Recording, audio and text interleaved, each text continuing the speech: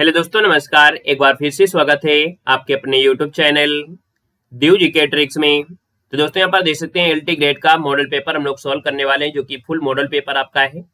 और आज साथ में हम आपको यहाँ पर टॉपिक वाइज क्लासेज जो आपका सिलेबस है वो भी हम आपको दे रहे हैं, जिसमें आप पीवाई की क्वेश्चन और आपकी महत्वपूर्ण थ्योरी है वो भी आपकी कवर हो रही है।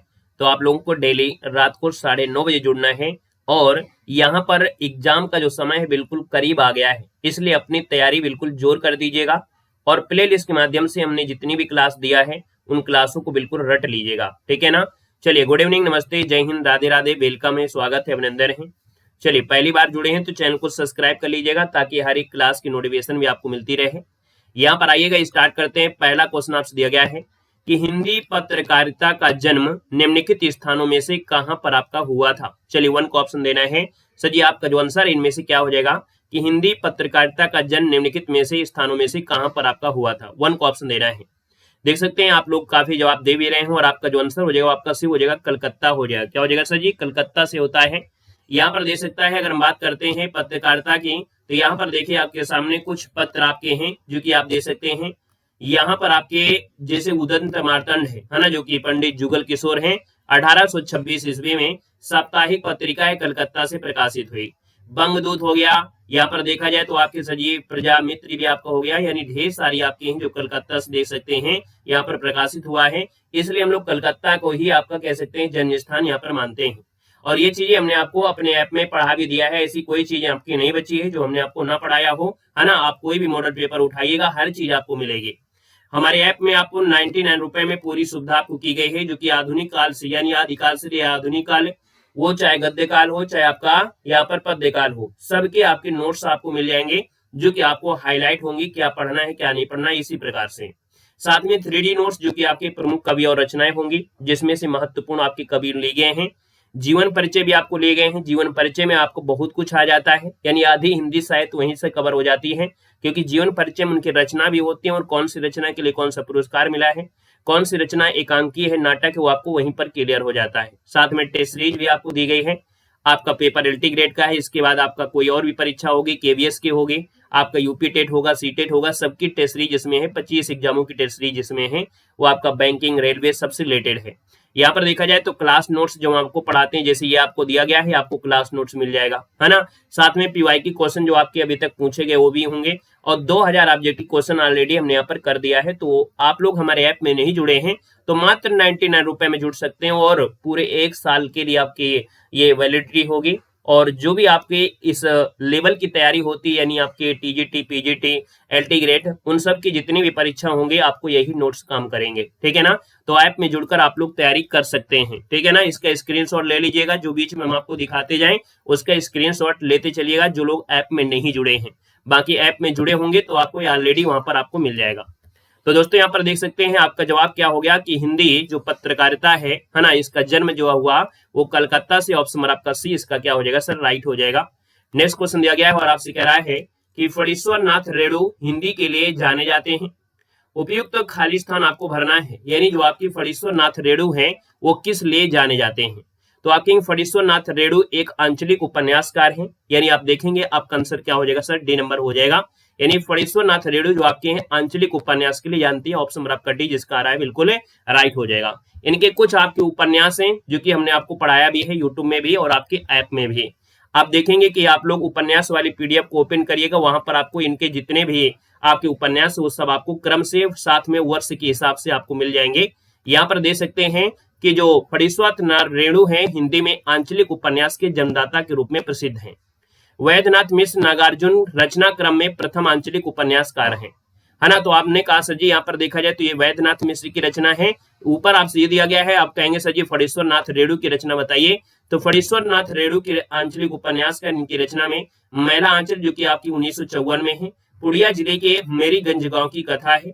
परती परिकथा आपकी 1957 में पुड़िया जिले के परानपुर गांव की कथा है। यहाँ पर देखा जाए तो आपका जुलूस हो गया, कितने चौराहे हो गया, पलटू बाबू राम हो गया, राम रतन राय। आपके देखा जाए तो ये फणीश्वर नाथ रेणु की क्या है? आंचलिक उपन्यास है। स्क्रीनशॉट ले लीजिएगा इनका, है ना, इनका स्क्रीनशॉट ले लीजिएगा, क्योंकि कभी कभी क्या होता है क्वेश्चन आप देखते होंगे कि क्रम पूछ लेता है कि कौन सी पहली इनकी रचना है, उनको क्रम से करिए। और कौन सी कहानी में क्या बताया गया है, जैसे जुलूस में क्या दिया है, पूर्वी पाकिस्तान से आए पुड़िया जिले में शरणार्थियों की समस्या का चित्रण किया गया है। ठीक है ना, तो ये चीज है। और जो इनका राम रतन राय है, ये इनका अपूर्ण उपन्यास है, यानी फणीश्वरनाथ रेणु का जो अपूर्ण उपन्यास है वो आपका कौन है, राम रतन राय है। तो आप कहेंगे सर इसका ये आपका हुआ, स्क्रीनशॉट ले लीजिएगा, है ना। बाकी आप लोग यूट्यूब में पढ़ रहे हैं तो स्क्रीनशॉट ले लीजिए, बाकी ऐप में जुड़े होंगे तो ये आपको उपन्यास वाले में यहाँ पर मिल जाएगा। नेक्स्ट क्वेश्चन देखो आपसे दिया गया है और आपसे कह रहा है, देखो स्क्रीनशॉट इसलिए दिया गया है ताकि आप लोग हर एक चीज को मिल जाएगा। क्वेश्चन आपसे अगला पूछा गया और आपसे कह रहा है कि निम्नलिखित में से किसे रेडियो नाटक तथा रंगमंच नाटक के लिए जाना जाता है।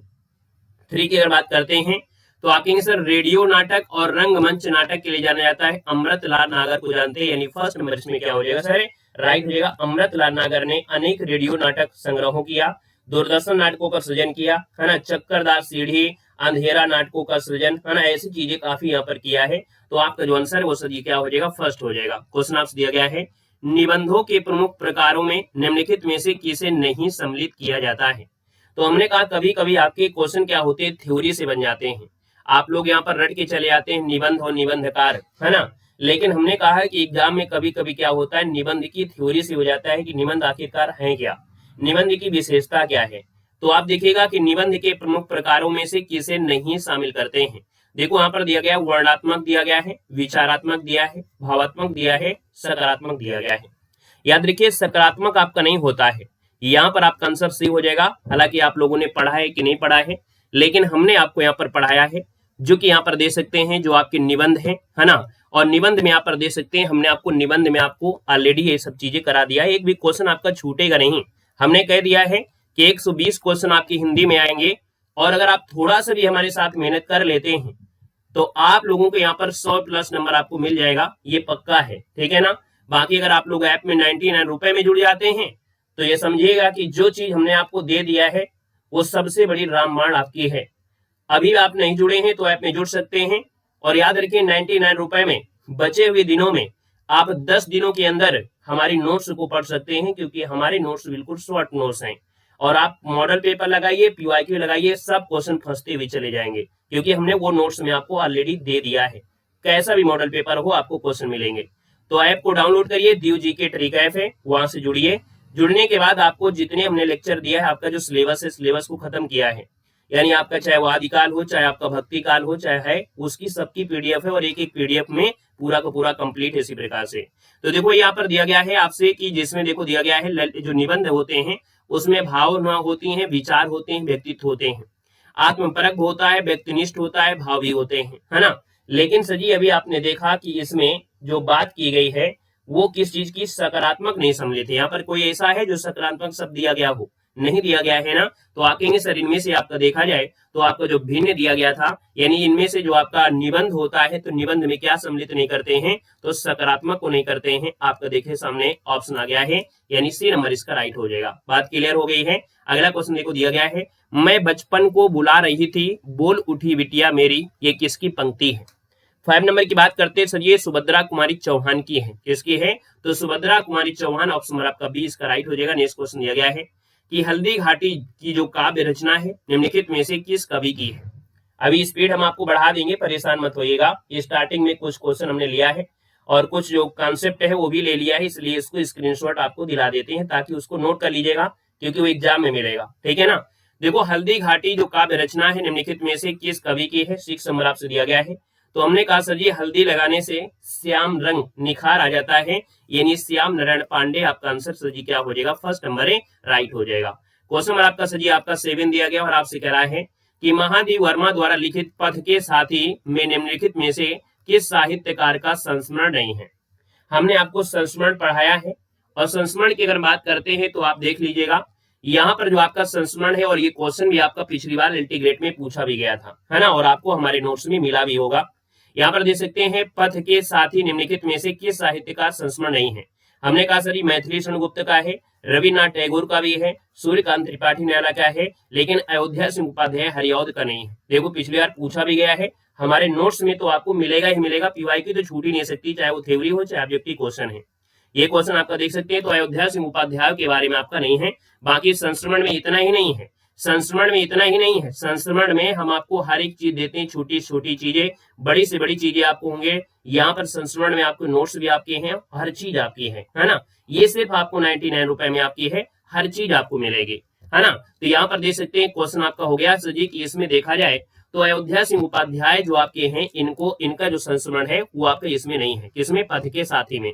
तो आपका आंसर सर जी क्या हो गया, यहाँ पर आंसर आपका डी नंबर राइट हो जाएगा। क्वेश्चन आपसे दिया गया है, क्वेश्चन नंबर आपका 8 दिया गया है और आपसे कह रहा है कि गोद लिए हुलसी फिरे तुलसी सो सुत हुए, पंक्ति का लेखक आपसे पूछा गया है, भक्त कवि आपके हैं कौन। गोद लिए हुलसी फिरे तुलसी सो सुत होए, है ना। ये भक्ति काल में आपको पढ़ाया गया था कि सर जी ये बात जो हो रही है वो किसकी बात हो रही है, तो आपके रहीम की बात हो रही है। याद रखना है, यहाँ पर आपको तुलसीदास वगैरह नहीं लगाना है। गोद लिए हुलसी फिरे तुलसी सो सुत होए, पंक्ति के लेखक पूछा गया है, तो लेखक सर जी ऑप्शन आपका सी यहाँ पर राइट हो जाएगा। यहाँ पर अगर आप भक्ति काल की पीडीएफ ओपन करते हैं, वहां पर ये क्वेश्चन भी आपको पढ़ा दिया गया है कि सर जी यहाँ पर दिया गया है गोद लिए हुलसी फिरे तुलसी सो सुत हो, ये पंक्ति जो आपकी है वो आपकी रहीम की है। देख सकते हैं ये आपके जो भक्ति काल की पीडीएफ है, भक्ति काल में यहाँ पर ये पीडीएफ आपने पढ़ा होगा। बाकी भक्ति काल में ऐसा नहीं कि इतना ही क्वेश्चन, आपको नोट्स भी आपको मिले होंगे। भक्ति काल में जो आपका नोट्स है पूरी तरीके से नोट्स आपको इसमें प्रोवाइड कराए गए हैं। भक्ति काल से काफी अच्छे क्वेश्चन बनते हैं, कम से कम आपको 10 क्वेश्चन आपको मिलेंगे भक्ति काल से, ठीक है। भक्ति काल से आपको कम से कम 10 क्वेश्चन मिलेंगे और एक एक पॉइंट आपको मिल जाएगा भक्ति काल में। ज्ञानाश्रयी, संत कवि, इनमें से सब चीजें आपकी हैं, ठीक है ना। आइएगा नेक्स्ट क्वेश्चन में आते हैं। क्वेश्चन आपसे अगला पूछा गया है और आपसे यहाँ पर दिया गया है क्वेश्चन है कि रामचंद्र शुक्ल प्रेमाख्यान परंपरा की पहली रचना किसे मानते हैं। क्वेश्चन नंबर आपका 9 आ गया है और आपसे यहाँ पर दिया गया है कि आचार्य रामचंद्र शुक्ल को प्रेमाख्यान परंपरा की पहली रचना किसे मानते हैं। हाँ, कुछ लोगों को लगता होगा सर जी यहाँ पर जो बार बार बता रहे हैं, तो जो लोग नहीं पढ़े हैं उनको हम जानकारी दे रहे हैं कि हमने इन क्लासों को यूट्यूब में भी पढ़ाया है। जो आपको नोट्स दिखा रहे हैं वो अपने यूट्यूब में भी पढ़ाया है ना। यूट्यूब में भी आप पढ़ सकते हैं, प्लेलिस्ट बनी हुई है, क्रम से उठाइए और पढ़ डालिएगा, रट मारिएगा, एक क्लास को 2 बार देख लीजिएगा। यानी आपके जो सिलेबस है वो आपको लगभग 15 वीडियो में कवर हो गया है। 15 वीडियो बने हुए, उनको आप देख लीजिएगा। बाकी हमने कहा है कि अगर आप ऐप में नहीं जुड़े हैं तो ऐप में जुड़ सकते हैं। 99 रुपए में आपको कोर्स है, कोई बहुत बड़ा कोर्स नहीं है ना। शॉर्ट नोट्स है, अंतिम के 10 दिन अगर आपने अच्छे से मेहनत कर लिया तो सब क्वेश्चन आपके बनते चले जाएंगे और पूरे 1 साल की वैलिडिटी होगी। नोट्स भी आपके होंगे, वो तो क्लास नोट्स हम आपको दिखा रहे हैं। हमारे जो नोट्स आपके प्रिंटेड हाईलाइट नोट्स हैं, जिनको आप लोगों में से बहुत लोगों ने देखा भी है, जो हमारे प्रिंटेड हाईलाइट नोट्स हैं, वह आप जो एक बार परचेज करेंगे, इनका आप लोग क्या निकाल लेंगे, प्रिंट आउट निकाल लेंगे। वो प्रिंट आउट निकाल लेंगे तो अच्छी तरीके से क्या करेंगे, इनको आप पढ़ पाएंगे। ये हमारी क्लास नोट्स है, यानी ये हमारी नोट्स है जो आपको प्रिंटेड हाईलाइट नोट्स है, क्या पढ़ना है क्या नहीं पढ़ना है। और वो जो हमने क्लास यूट्यूब में पढ़ाया है वो तो आपके है ही है, जो आपकी क्लास नोट्स में आपको पढ़ाते हैं, ठीक है ना। तो जो लोग नहीं अपना कोर्स लिए हैं उनको लग रहा होगा कि सर जी यहाँ पर बता रहे हैं, तो हम आप लोग बोल रहे हैं जो लोग नहीं पढ़े हैं। तो आप लोग अगर जो पढ़ भी लिए हैं तो भी बता दें कि कोई भी क्वेश्चन आप पढ़िएगा, हमने हर चीज आपको पढ़ा दिया है, इसीलिए छोटी छोटी चीजें आपको पढ़ा दिया है, ठीक है ना। तो चलिए थोड़ा स्पीड के साथ आप सोल्व करेंगे कि आचार्य रामचंद्र शुक्ल को प्रेमाख्यान परंपरा की पहली रचना किसे मानते हैं। तो सर जी आपका आंसर सी हो जाएगा, ये मृगावती है। यानी आपका आंसर सर जी क्या हो जाएगा, सी नंबर मृगावती इसका आंसर है, राइट हो जाएगा, मृगावती हो जाएगा, ठीक है ना। यहाँ पर अगला क्वेश्चन दिया गया है, केशव कहीं न जाए का कहिए, पंक्ति के रचनाकार आपके में से कौन है। 10 नंबर की बात करते हैं तो ये सजी किसकी है, तुलसीदास की है। भक्ति काल में जो तुलसीदास पढ़ाया है वहां पर आपको तुलसीदास में ये आपको पंक्ति भी मिल जाएगी। क्वेश्चन आपसे दिया गया है कि निम्नलिखित काव्य पंक्ति किस रचनाकार की है।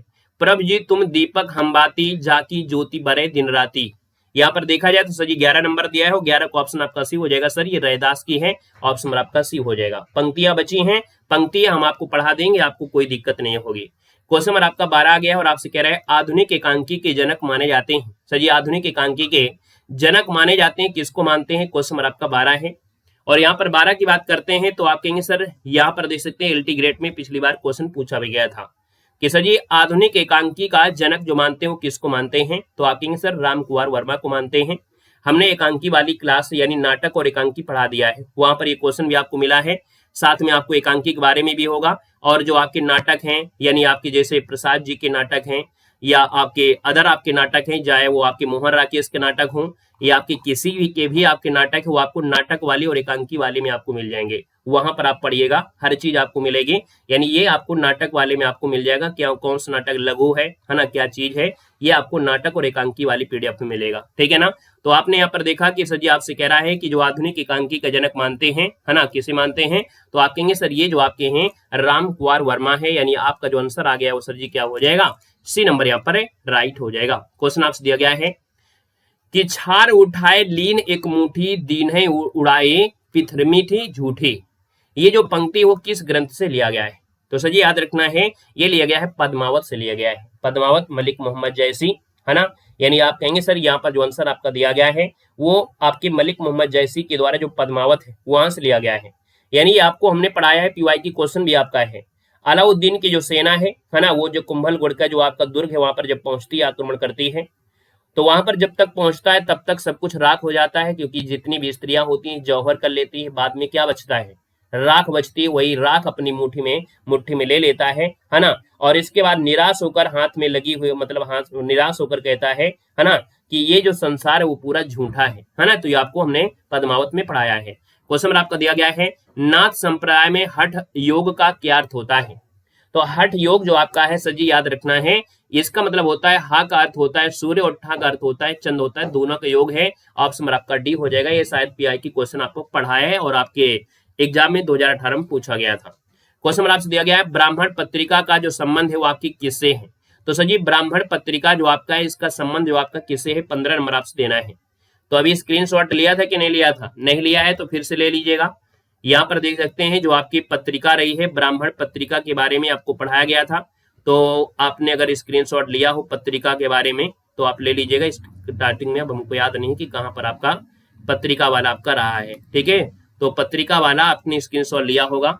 यहाँ पर याद रखिएगा जो आपसे कह रहा है कि सर जी ब्राह्मण पत्रिका का जो संबंध है वो आपकी कहाँ से है, तो आप दे सकते हैं आपका जो जवाब हो जाएगा 15 नंबर में वो आप सर जी कौन हो जाएगा। तो यहाँ पर देखिए 15 नंबर का जवाब काफी लोगों ने दे भी दिया है। आप कहेंगे सर प्रताप नारायण मिश्र है, यानी फर्स्ट नंबर इसका राइट हो जाएगा। क्वेश्चन दिया गया है निम्नलिखित में से कौन सी काव्य कृति है जो राम कथा पर आपकी आधारित है। सर जी राम कथा पर आधारित आपकी है, तो आप कहेंगे सर ये आपका है महाप्रस्थान। क्या है सर जी, महाप्रस्थान, जिसको ऑप्शन आ रहा है, यानी ये राम कथा पर है। ऑप्शन नंबर आपका डी सर जी क्या हो जाएगा, यहाँ पर राइट हो जाएगा। याद रखिएगा नरेश मेहता द्वारा ये लिखी गई है। कौन आपके लिखा है, तो आपके नरेश मेहता ने लिखा है, नरेश मेहता ने लिखा है, नरेश मेहता ने लिखा है। ठीक है ना। और महाभारत पर यह आधारित है, यानी महाभारत कथा में वर्णित जो आप स्वर्गारोहण की घटना है वहां से रिलेटेड आपको दी गई है। तो आपका जो आंसर है सर जी आपका डी के साथ राइट हो जाएगा। क्वेश्चन आपसे अगला पूछा गया है कि निम्नलिखित प्रवृत्तियों में से एक प्रगतिवाद की प्रवृत्ति आपकी नहीं है। तो प्रगतिवाद वाली पीडीएफ ओपन करिएगा, वहां पर हमने आपको प्रगतिवाद की विशेषता प्रवृत्ति आपको पढ़ाया है। तो प्रगतिवाद की क्या प्रवृत्ति नहीं है, आप देख सकते हैं 17 नंबर में पहला ऑप्शन दिया गया है धर्म ईश्वर और व्यक्तिवाद में आस्था यही नहीं है। यानी प्रगतिवाद में धर्म ईश्वर और व्यक्तिवाद में आस्था ये नहीं है। बाकी सामाजिकता का जो आग्रह है, शोषित वर्ग के प्रति सहानुभूति और शोषक वर्ग के प्रति घृणा, जन सामान्य के प्रति लोकमंगल की भावना ये आपकी है, यानी फर्स्ट नंबर इसका सर जी राइट हो जाएगा। क्वेश्चन आपसे अगला पूछा गया है और आपसे करा है कि बद्री नारायण चौधरी प्रेमघन ने आनंद कदामनी का जो प्रकाशन किया वो कहां से किया था। देखो वो स्क्रीनशॉट अगर आपने ले लिया होता है ना, तो आपका ढेर सारे काम बन जाते जो आपको स्टार्टिंग में बताया गया था। तो देख सकते हैं पत्रिका से रिलेटेड है कि बद्री नारायण चौधरी प्रेमघन इनका उपनाम है। तो आनंद कदामनी का जो प्रकाशन किया था वो आपकी कहां से किया था, तो ऑप्शन नंबर आपका सी हो जाएगा सर मिर्जापुर से। कहां से, मिर्जापुर, जिसको ऑप्शन है बिल्कुल सही हो जाएगा। क्वेश्चन दिया गया है आखिरी चट्टान तक रचना के लेखक आपसे पूछा गया है। तो आखिरी चट्टान की अगर हम बात करते हैं सर जी 19 नंबर में, तो आप कहेंगे सर ये आपके मोहन राकेश हैं। क्या है, मोहन राकेश हैं। जब आप लोग पढ़ेंगे यात्रा, है ना, क्या है यात्रा आप पढ़ लेंगे, यात्रा वृत्तांत पढ़ेंगे, यानी मोहन राकेश का यात्रा वृत्तांत है, तो आपका आंसर सर जी क्या हो जाएगा, मोहन राकेश आपका हो जाएगा। ठीक है, अगला क्वेश्चन यहाँ पर आपसे दिया गया और आपसे कह रहा है माटी की मूर्ति की जो लेखक वो आपकी इनमें से क्या है। ये सर जी आपका देखा जाए 20 नंबर दिया गया है। और 20 नंबर की बात करते हैं तो माटी में हमने कहा था सर जी वृक्ष लगते हैं, यानी आप कहेंगे सर ये राम वृक्ष बेनीपुरी है। आपने निबंध पढ़ा है, अगर आपने नहीं पढ़ा है तो पढ़िएगा। ये आपका जो है रेखा चित्र है, माटी की मूर्ति जो आपकी हैं वो सर जी आपका रेखा चित्र है। क्या है सर जी, रेखा चित्र है। याद रखना है कि आपसे क्वेश्चन पूछेगा माटी की मूर्ति ये विधा कैसी है, माटी की मूर्ति जो विधा है वो कैसी है, तो आप कहेंगे सर ये आपकी क्या है, रेखा चित्र है। इस बात को भी याद रखना है। राम वृक्ष बेनीपुर, इसका आंसर आपका बी नंबर आपका राइट हो जाएगा। क्वेश्चन दिया गया है चौखट चपेट नाटक के लेखक कौन है। चौपट चपेट दिया है, चौपट चपेट नाटक के लेखक कौन है? तो यहाँ पर आंसर आपका डी हो जाएगा, किशोरी लाल गोस्वामी है, यानी ऑप्शन अगर आपका डी आ रहा है बिल्कुल राइट हो जाएगा। क्वेश्चन दिया गया है मछली घर नामक जो काव्य संग्रह के संपादक इनमें से कौन है? 22 नंबर की बात करते हैं तो सर याद रखना ये है आपके विजय देव नारायण शाही। क्या नाम है? विजय देव नारायण शाही है, यानी ऑप्शन नंबर आपका बी हो जाएगा। क्वेश्चन नंबर आपका दिया है कोठरी की बात कहानी उद्भव है, इसके लेखक आपसे पूछा गया है। कोठरी की बात ये जो आपकी कहानी है उद्भव थी, इसके लेखक पूछा गया है। तो सर जी 23 नंबर का ऑप्शन ये हो जाएगा, ये आपके अज्ञे जी की है। किसकी है? तो कोठरी की बात इंद्र की बेटी, चिड़ियाघर, आदम की डायरी, ग्रह त्याग, पुलिस की सीटी, जिज्ञासा, है ना, ये जो आपकी है इन्हीं की है, यानी आप कहेंगे सर ए नंबर इसका राइट हो जाएगा। क्वेश्चन आपसे अगला पूछा गया और आपसे कह रहा है सर जी निम्नलिखित में से कौन सी कहानी पंडित चंद्र शर्मा गुलेरी जी की आपकी नहीं है? तो यहाँ पर देखा जाए 24 नंबर दिया है, 24 की बात करते हैं तो सुखमय जीवन आपका है, बुद्धू का सजी कांटा भी है, उसने कहा ये भी है ना। यहाँ पर देख सकते हैं कहानी वाली पीडीएफ में गुलेरी जी की जितने भी पीडीएफ वो आपको मिलेंगे, यानी कि पूरी आपकी जो कहानियां हैं वो सब आपको मिल जाएंगे। तो सर जी 11 वर्ष का समय नहीं है, आप देख सकते हैं जो आपका आंसर है सी नंबर 11 वर्ष का समय, ये सरस्वती पत्रिका में प्रकाशित की गई थी। और देखा जाए तो सर जी ये जो कहानी हो रामचंद्र शुक्ल की है, किसकी है सर जी? तो आपके रामचंद्र शुक्ल की है, रामचंद्र शुक्ल की है, याद रखना रामचंद्र शुक्ल की है। और यहाँ पर देखो दिया गया है कि कबीर वाणी के डिडक्टर थे, ये कथन के लेखक पूछा गया है 25 नंबर में। तो सर जी यहाँ पर याद रखना है आपका जो आंसर हो जाएगा कि कबीर वाणी के डिडक्टर थे ये हजाइब साध द्विवेदी हैं, यानी आपका आंसर सर जी क्या हो जाएगा? सी नंबर है, यहाँ पर राइट हो जाएगा। और आपको बता दें कि यहाँ पर जैसे हमने यहाँ पर उपन्यास पढ़ाया है, जैसे आपने यहाँ पर थ्योरी ये आपकी पढ़ी है, संस्मरण हो गया, भक्ति काल हो गया, नाटक हो गया, आत्मकथा आपका हो गया, है ना। जैसे आपकी एक आत्मकथा बहुत पूछी जाती है, एक कहानी अभी मनु भंडारी की, है ना, ये बहुत पूछी जाती है।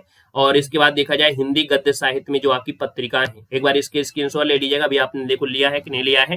तो इन सब का एक मैराथन हम आपको लेकर आने वाले हैं, है ना। जितनी भी हमने थ्योरी पढ़ाया है बीच बीच में, है ना, जिससे आप डिस्टर्ब भी हो जाते हैं और जब आप पीवाईक्यू पढ़ रहे होते हैं या मॉडल पेपर पढ़ रहे होते हैं, तो इसकी हम पूरी की पूरी मैराथन क्लास लेकर आने वाले हैं, यानी पूरी थ्योरी की मैराथन हम आपको एक साथ प्रोवाइड करा देंगे। तो आप उसको 10 बार देख लीजिएगा, क्योंकि वही थ्योरी से आपके बनेंगे। और जो पीवाईक्यू क्वेश्चन है उसका भी एक मैराथन लेकर आ जाएंगे, है ना। तो आपकी ये सब चीज कवर हो जाएगी एक साथ, ठीक है ना भाई।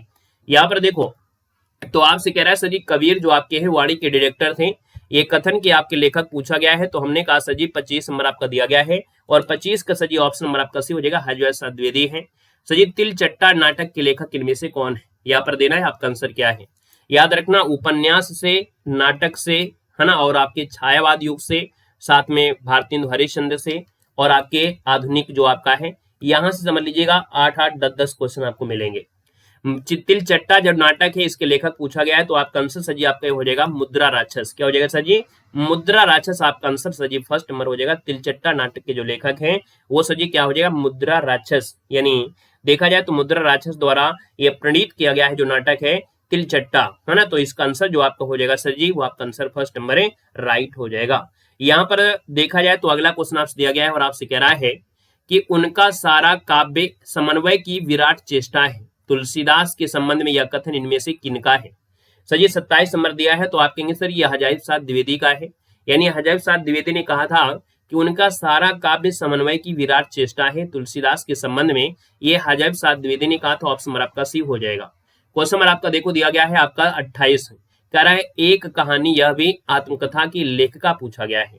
शायद अभी आपको बताया गया था कि आत्मकथा वाली पीडीएफ जैसे ओपन करेंगे आपको यहाँ पर मिल जाएंगी जितनी भी आपकी आत्मकथा है। यहाँ पर इतनी ढेर सारी आत्मकथा आपको पढ़ाया गया है कि आत्मकथा लेखिका जो आपकी हैं या आपके जो लेखक हैं वो भी आपको पढ़ाया गया है। और यहाँ पर देख सकते हैं आपको ये क्वेश्चन में बताया था, बहुत पूछा जाता है, तो याद रखना है एक कहानी यह भी जो आपकी है मन्नू भंडारी की है, 2008 में आपकी प्रकाशित हुई थी। बाकी कुछ आप बीती कुछ जग बीती भारतेंदु हरिश्चंद्र की बहुत बार पूछी गई है, ठीक है ना। स्क्रीनशॉट ले लीजिएगा। यहाँ पर आगे बढ़ते हैं, क्वेश्चन आपसे अगला पूछा गया है और आपसे यहाँ पर दिया गया है क्वेश्चन, क्या दिया गया है, इसका तो आंसर आपका हो गया ना। यहाँ पर देखा जाए 28 नंबर दिया गया है। तो एक कहानी यह भी है आपकी मन्नू भंडारी, यानी आपका आंसर भी हो जाएगा, ठीक है। अब अपनी स्पीड को हम सुपर फास्ट करने वाले हैं। यानी यहाँ पर देख सकते हैं क्वेश्चन नंबर आपका 29 दिया गया है और आपसे कह रहा है सर जी क्वेश्चन है कि रामचंद्र शुक्ल ने हिंदी साहित्य के आधुनिक काल को किस अन्य नाम से अभिहित किया है? तो याद रखना है, रामचंद्र शुक्ल ने हिंदी साहित्य के आधुनिक काल को जो नाम दिया है वो क्या नाम दिया है, तो गद्य काल का है। यानी आपने अगर पढ़ा होगा आधुनिक काल, गद्य काल या हिंदी गद्य साहित्य का इतिहास, हमने एक वीडियो दिया था हिंदी गद्य साहित्य का इतिहास। और जो लोग ऐप में जुड़े हैं वो लोग यहाँ पर ओपन करिएगा हिंदी गद्य साहित्य वाली पीडीएफ, उसमें आपको बहुत चीज बहुत तो आपको थ्योरी दी गई है। तो ऑप्शन आपका बी बनेगा। क्वेश्चन देखो दिया है, निम्नलिखित में से कौन रामानंद की शिष्य परंपरा में नहीं आता है। तो देखो रामानंद के शिष्यों में जो संख्या आपकी है लगभग 12 आपकी थी। इनमें से आपकी अगर हम बात कर लेते हैं तो आप कहेंगे सर यहाँ पर देखो कबीर दास हैं, नरिहर दास हैं, रैदास हैं, लेकिन मलूक दास इसमें से आपके नहीं है, है ना। मलूक दास नहीं, हमने बताया था कि जो द्वादश महाभागवत के नाम से जाने जाते हैं, यानी 12 प्रमुख शिष्य थे। रामानंद के कितने शिष्य थे, 12 शिष्य थे। पीवाई की क्वेश्चन आपको हमने सोल्व कराया था। तो यहाँ पर देख सकते हैं इनके 12 शिष्यों में कह सकते हैं अनंतानंद, सुखानंद, योगानंद, सुरसुरानंद, गलवानंद, हरिहरनंद, है ना, भागवानंद, कबीर जो दास थे, पीपा, रैदास, धन्ना, जाट, ये आपके सब थे। तो लेकिन मलूक दास का नाम यहाँ पर नहीं आता है। क्वेश्चन दिया गया है सरस्वती पत्रिका का प्रकाशन वर्ष आपसे पूछा गया है। तो पत्रिका से भी ढेर सारे आपके क्वेश्चन बनते हैं। 31 की बात करते हैं तो आप कहेंगे सर ये 1900 ईस्वी में हुआ था, यानी ऑप्शन आपका जो बनेगा, जिसका भी ऑप्शन आ रहा है कि सरस्वती जो पत्रिका है इसका जो आपका प्रकाशन है ना, वो आपके इलाहाबाद में चिंतामणि घोष द्वारा आपकी की गई थी, यानी जो आपका इंडियन प्रेस है। तो इसका आंसर जो आपका बनेगा वो सजिट डी नंबर में क्या हो जाएगा, राइट हो जाएगा। सरस्वती प्रकाशन, यहाँ पर जो आपका आंसर है वो आपका सजिट डी नंबर राइट हो जाएगा, नोट कर लेना है, ठीक है ना। और इसमें काफी लोग शामिल थे, किशोरीलाल दास, राधाकृष्ण दास, जगन्नाथ, है ना, मतलब अलग अलग प्रकार से इस मंडली में सदस्य आपके रहे हैं। क्वेश्चन आपसे दिया गया है और आपसे कह रहा है निम्नलिखित में से किस पत्रिका का संबंध भारतीय हरिश्चंद्र से नहीं है, यानी भारतीय हरिश्चंद्र से नहीं है। 32 नंबर आपसे दिया गया है। तो आप कहेंगे सर यहाँ पर देखा जाए तो आप कहेंगे 32 नंबर में पहला ऑप्शन दिया गया है। और सर जी आपसे कह रहा है कवि वचन सुधा है, यहाँ पर देखो हरिश्चंद्र मैगजीन है, मैगजीन है, बाल बोधनी भी है, लेकिन ब्राह्मण आपका है नहीं, ब्राह्मण तो आपका है नहीं है। ब्राह्मण का जो संपादन है प्रताप नारायण मिश्र ने किया था। किसने किया था, प्रताप नारायण मिश्र ने किया था। याद रखना है, प्रताप नारायण मिश्र ने किया था, ये आपको बिल्कुल दिमाग में छाप लेना है ना। और ये सजी कब की बात है, तो आपके 1883 ईस्वी की बात है, याद रखना है। क्वेश्चन आपसे अगला पूछा गया और आपसे कह रहा है कि निम्नलिखित में से कौन सी रचना रेखा चित्र है। तो रेखा चित्र की अगर बात करते हैं 33 नंबर में, तो 33 का ऑप्शन क्या हो जाएगा, तो आप कहेंगे सर ये पथ के साथी, है ना। अभी बताया गया था कि पथ के साथी जो महादेव वर्मा है, और इसमें कई लेखकों के यहाँ पर शामिल किया गया था। तो सर जी पथ के साथी जो आपका आंसर है फर्स्ट नंबर इनमें क्या हो जाएगा, राइट हो जाएगा। और ये सर जी आपके 1956 में प्रकाशित हुई थी, 1956 में पथ के साथी महादेव वर्मा, ठीक है ना। किसके आपकी है ये भी याद रखना है कि सर जी पथ के साथी जो आपकी है वो किसकी है, तो महादेवी वर्मा हो जाएगा, महादेवी वर्मा हो जाएगा। क्वेश्चन आपसे अगला पूछा गया और आपसे कह रहा है मुर्दिहिया किस लेखक की आत्मकथा है। सर जी 34 नंबर की अगर बात कर लेते हैं तो आपका जो आंसर हो जाएगा 34 नंबर में आपका होगा क्या, तो आप कहेंगे सर ये तुलसीदास की है। किसकी है, तो मुर्दिहिया किस लेखक की आत्मकथा है, तो सर ये तुलसीदास की है, यानी फर्स्ट नंबर जिसका ऑप्शन आ रहा है यहाँ पर जवाब राइट हो जाएगा। और ये दलित साहित्यकार है, यानी देखा जाए तो जो मुर्दिया हैं ये दलित साहित्य, आपको हमने दलित पढ़ाया था, दलित साहित्यकार आपके हैं, दलित साहित्यकार हैं, याद रखना है। और यहाँ पर आंसर आपका फर्स्ट हो जाएगा। कह रहे सर जी कुछ आप बीती कुछ जग बीती संस्मरण के लेखक इनमें से कौन है। यहाँ पर 35 नंबर दिया गया और 35 में भी आपको बताया गया था ये सर जी भारतीय हरिश्चंद्र की है ना। अभी बताया गया था कि कुछ आप बीती कुछ जग बीती, ये जो आपकी जो कविवचन सुधा थी उसमें 1976 में प्रकाशित हुई थी। ये मौलिक कृति है, यानी प्रथम मौलिक कृति है जो भारतीय हरिश्चंद्र का हिंदी साहित्य का पहला अधूरा मौलिक उपन्यास है। यानी देखा जाए तो ये हिंदी साहित्य में इनका पहला, है ना, इनका जो आपका भारतीय जी का पहला, याद रखना है, पहला अधूरा उपन्यास है, पहला अधूरा मौलिक उपन्यास है, याद रखना, पहला अधूरा मौलिक उपन्यास है, याद रखना है। उपन्यास से अब बहुत क्वेश्चन बनते हैं। यहाँ पर अगला क्वेश्चन आपसे दिया गया है नई कविता की प्रवृत्ति इनमें से क्या है। तो नई कविता भी आपने पढ़ा होगा, प्रयोगवाद, प्रगतिवाद और नई कविता, है ना। नई कविता वाला वीडियो देखिएगा, वहां पर आपको बताया गया नई कविता आपका होता क्या है, नई कविता की विशेषता क्या है। तो नई कविता में देखो बौद्धिकता का प्राधान्यता मिलती है, यथार्थवाद भी आपका रहता है, कुंठा, निराशा, संदेह, यानी आपका आंसर डी नंबर राइट हो जाएगा। क्वेश्चन आपसे दिया गया है कि प्रिया नीलकंठी तथा विषाद बांसुरी किसके निबंध संग्रह है। सर जी 37 की बात करते हैं तो सर जी याद रखना कुबेर नाथ राय, यानी आपका जो आंसर है वो सी हो जाएगा, कुबेर नाथ राय के द्वारा लिखित है निषाद बांसुरी, जो कि एक ललित निबंध है। ये जो आपका है ना, ये जो आपका दिया है कह सकते हैं निषाद बांसुरी, ये ललित निबंध है। क्या है सर जी? ये ललित निबंध है। ललित निबंध आपको पढ़ाया था ना, अभी थ्योरी मिला था ललित निबंध, तो आप कहेंगे ये सर जी ललित निबंध है, याद रखना ललित निबंध आपका हो जाएगा। ठीक है ना, क्लियर हो गया है? ठीक है ना, चलिए। और याद रखना है इनका पहला निबंध संग्रह जो आपका है प्रिया नीलकंठी है, यानी इनका जो पहला निबंध संग्रह है, पहला निबंध संग्रह है जो आपका निबंध संग्रह किसका? ये कुबेर नाथ राय का पहला निबंध संग्रह जो आपका है वो सजी क्या है? प्रिया नीलकंठी। इसको भी याद रखना है। ठीक है, अगला क्वेश्चन दिया गया है कि निम्नलिखित में से कौन सा कवि है जो रीतबद्ध परंपरा से है? तो रीतबद्ध परंपरा की अगर हम बात कर लेते हैं तो सर जी आपका जो आंसर हो जाएगा 38 नंबर में वो क्या हो जाएगा? तो आप कहेंगे सर यहाँ पर देखो रीतबद्ध से पूछा गया है और रीतबद्ध में पूछा है तो आपके मतीराम होंगे। क्या होंगे? मतीराम हैं। बिहारी लाल जो आते हैं वो रीत सिद्ध में आते हैं। किस में आते हैं? तो रीत सिद्ध में आते हैं। इस बात को भी याद रखना है, दिमाग में छाप लेना है। और ये क्वेश्चन आपसे बन सकता है, पूछा भी जा रहा है बार बार एग्जामों में, ये बन रहा है क्योंकि रीतकालीन काव्य को 3 भागों में विभाजित किया गया है, रीतबद्ध में, रीत सिद्ध में और रीत मुक्त में। रीतबद्ध काव्य धारा में जो कवि होते हैं, है ना, उनका निर्माण लक्षण, है ना, ग्रंथों का निर्माण, चिंतामणि, भिखारी, देव, मतीराम ये आपके आते हैं, है ना। आइएगा, नेक्स्ट क्वेश्चन आपसे दिया गया है कि नागरी प्रचारी सभा के संस्थापकों में आपके कौन नहीं थे? तो नागरी प्रचारी सभा की सजी जो स्थापना है वो आपकी कब हुई थी? आपको पढ़ाया गया है। तो आपकी सर ये आपकी 1893 में, है ना, 1893 में। और ये सजी 16 जुलाई, याद रखना है 16 जुलाई 1893 में ये आपकी स्थापना हुई थी वाराणसी में। कहाँ सजी? तो आपके वाराणसी में आपकी हुई थी, याद रखना है। हमें बता दिए जितना हम आपको पढ़ा दें उतना पढ़ के जाइए जरूर, ठीक है ना। हल्के में अगर आपने लिया तो फिर समझिएगा कि पेपर देने के बाद आपको पछतावा होगा। बाकी पेपर देने के बाद आप मॉडल पेपर तो देखोगे नहीं, हमारी क्लासें तो देखोगे नहीं कि हम पेपर दे कहाँ पढ़े कहाँ ना पढ़े। पेपर के बाद क्या पढ़ाई करोगे? जब पहले पढ़ाई नहीं करोगे तो बाद में क्या पढ़ने कोई आवश्यकता नहीं होती है। लेकिन हम जो पढ़ा दिए हैं अपना पूरा एक्सपीरियंस के साथ आप लोगों को पढ़ा दिए हैं, आपको लगभग लगभग क्वेश्चन आपको मिलेंगे, हमने बता दिया है। तो इसलिए जितने भी हमने क्लासे यूट्यूब में दे दिया है आपको, है ना, उनको पढ़िएगा। बाकी ऐप में जुड़े हैं तो पीडीएफ से भी रिवीजन करते जाइएगा। तो हमने कहा सजी नागरी प्रचारी सभा के संस्थापकों में सजी कौन नहीं थे? तो आप कहेंगे 39 नंबर की बात करते हैं तो सजी रामचंद्र वर्मा इसमें नहीं है। कौन? रामचंद्र वर्मा इसमें नहीं है। इसमें बाबू श्याम सुंदर दास थे, पंडित रामनारायण मिश्र थे, ठाकुर शिव कुमार सिंह थे, है ना। ऐसे लोग यहाँ पर शामिल थे। तो इसका आंसर आपका सी बनेगा। नेक्स्ट क्वेश्चन दिया गया है कि कविता करके तुलसी ना लसे, कविता लसी पा तुलसी के, कला तुलसीदास जी के लिए यह प्रसिद्ध वचन इनमें से किसका है? ये जो आपका वचन है सर जी आपके अयोध्या सिंह पद है हरिऔध का है। यानी आपका जो आंसर दिया है इस तुलसीदास जी की प्रशंसा जो आपकी है वो हरिऔध ने लिखा है उनकी प्रशंसा में। ऑप्शन में आपका फर्स्ट हो जाएगा। नेक्स्ट क्वेश्चन दिया है मैं रथ का टूटा हुआ पहिया हूँ लेकिन मुझे फेंको मत, ये किस कवि की पंक्तियां हैं? सर जी 41 नंबर दिया है और ये धर्मवीर भारती का है। किसका है? तो धर्मवीर भारती, जिसको ऑप्शन है यहाँ पर बिल्कुल सही हो जाएगा। टूटा पहिया शीर्षक से लिया गया है। किससे लिया है? तो टूटा पहिया से लिया गया है। कहां से लिया गया है? इनका एक शीर्षक है टूटा पहिया, धर्मवीर भारती का जो टूटा पहिया है वहां से लिया गया है। ठीक है ना, तो इसका जो आंसर है वो आपको फर्स्ट हो जाएगा।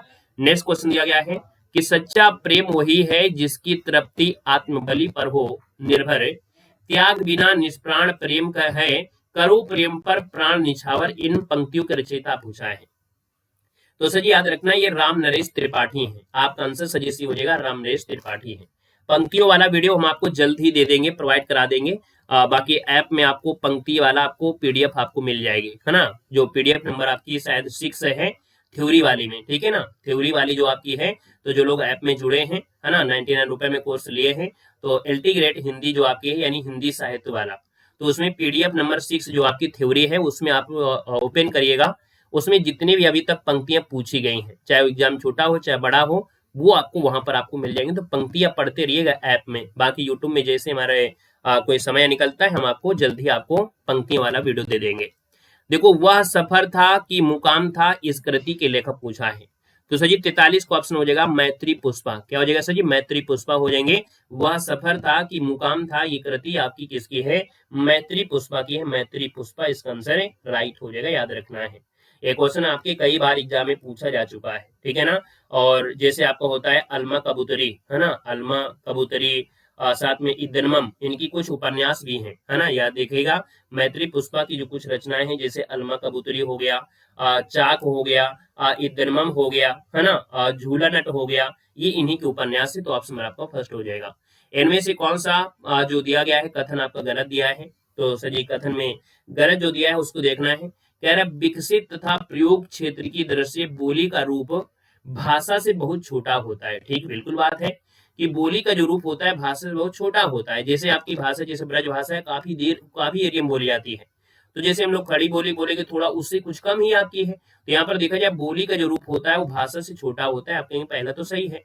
रूप रचना की दृष्टि से बोली पूर्णतः विकसित होती, यही तो बात गलत दी गई है। कैसे विकसित हो सकती है? अगर विकसित होती तो एक भाषा नहीं कह जाती। बोली दैनंदिन व्यवहारित होने वाली घरेलू अभिव्यक्ति के माध्यम है। विभाषा बोली का विकसित रूप होता है। आप कहेंगे सही है सर जी। इसका आंसर आपको क्या बनेगा? बी नंबर आपका हो जाएगा। यानी आप कहेंगे सर जो आपकी गलती दी गई है वो आपकी गलती है, आपका बी नंबर है। बाकी आपका ये भी सही है सर जी, ये भी सही है और आपका ये भी सही है। ठीक है ना। नेक्स्ट क्वेश्चन देखो दिया गया है, कह रहा है निम्नलिखित आधुनिक भाषाओं में से किसका संबंध अपभ्रंश की पैसाची बोली से है? यानी पैसाची बोली की बात किया है तो पैसाची सर जी किस में आती है? पैसाची का जो संबंध है वो आपकी किससे है? यहाँ पर देखा जाए तो पैसाची का जो संबंध है सर जी वो किससे है? गुजराती से हो जाएगी क्या? 45 नंबर जवाब देना है। नहीं सर जी, पंजाबी से है ना। क्या हो जाएगा सर? यहाँ पर अब पंजाबी भाषा की जो अपभ्रंश है ना, वो टक भाषा, है ना, यानी संबंध पैसाची बोली से आपका हुआ है, जिसका विकास अपभ्रंश से है। तो ऑप्शन नंबर आपका सी हो जाएगा। नेक्स्ट क्वेश्चन दिया गया है कि हिंदी की कितनी उपभाषाएं हैं? यानी हिंदी की कितनी उपभाषाएं हैं? यहाँ पर आपसे 46 कह रहा है। तो चलिए भैया 46 नंबर आपको देना है। तो हमने कहा सर जी 46 की अगर बात कर लेते हैं तो आपका आंसर डी हो जाएगा। 5 उपभाषाएं हैं। कितनी हैं? 5 उपभाषाएं हैं। यानी हमने कहा पश्चिमी हिंदी जिसमें 5 उपबोलियां हैं, है ना, जैसे आपकी खड़ी बोली, हरियाणवी, ब्रजभाषा, बुंदेली, कन्नौजी। फिर राजस्थानी आती है, उसमें 4 हैं, मारवाड़ी, जयपुरी, मेवाती, मालवी। पूर्वी हिंदी में आपको 3 ही आपको मिलेंगी, अवधी, बघेली, छत्तीसगढ़ी। फिर बिहारी हिंदी जिसमें भोजपुरी, मगही और मैथिली होती है। और लास्ट में एक आती है पहाड़ी हिंदी जिसमें कुमाऊनी, गढ़वाली होती है। यानी आपकी 5 उपभाषाएं हो गई ना। तो आंसर आपका डी हो जाएगा। नेक्स्ट क्वेश्चन देखो दिया गया है, कह रहा राजभाषा आयोग के प्रथम अध्यक्ष आपके कौन थे? तो सर जी राजभाषा आयोग की जो आपके थे वो बीजी खेर थे, यानी बाल गंगाधर खेर हो जाएगा। यानी आंसर आपका सर जी सी नंबर है, यहाँ पर राइट हो जाएगा। क्वेश्चन आपसे दिया गया है और आपसे कह रहा है कि हिंदी की वैज्ञानिक और तकनीकी शब्दावली मूलतः किस भाषा की शब्दावली का अनुवाद है? देखो हमने कहा जहां पर आपको साहित्य के क्वेश्चन मिलेंगे वहां पर हम आपको समय देंगे, बाकी व्याकरण वाले में स्पीड में पढ़ाते हैं। तो याद रखना हिंदी की वैज्ञानिक और तकनीकी शब्दावली मूलतः किस भाषा की शब्दावली का अनुवाद है? आपका 48 नंबर दिया है, यहाँ पर जवाब बी हो जाएगा, अंग्रेजी का अनुवाद है। यानी ऑप्शन नंबर आपका बी हो जाएगा, यानी वैज्ञानिक और तकनीकी भाषा। यहाँ पर अगला क्वेश्चन दिया गया है और आपसे कह रहा है निम्नलिखित में से भाषा की प्रमुख प्रगति आपकी कौन सी है?